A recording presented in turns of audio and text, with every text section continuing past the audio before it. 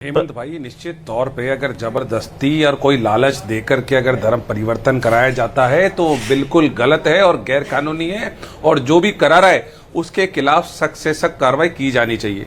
अभी सुदर्शनाचार्य जी कह रहे थे कि पूरे देश में ये हो रहा है और गुजरात में और राजस्थान में ज्यादा हो रहा है, और इसके लिए वो पूर्ववर्ती सरकार को दोषी बता रहे थे। तो आप बताइए, गुजरात में किसकी सरकार है पिछले 30 साल से? भारतीय जनता पार्टी की सरकार है।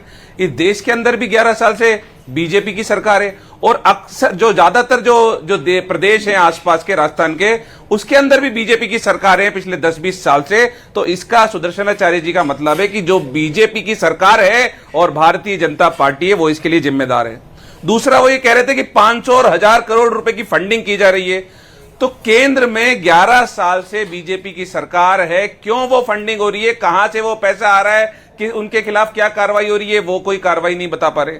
तीसरा बात बताया कि वो 1 लाख केस बता सकते हैं ऐसे। तो 1 लाख केस में कितनों को सुदर्शनाचार्य जी आपसे पूछ रहा हूं, 1 लाख आप केस बता सकते हैं? आप मुझे 1 लाख के खिलाफ क्या कार्रवाई की सरकार ने, यह भी बताइए।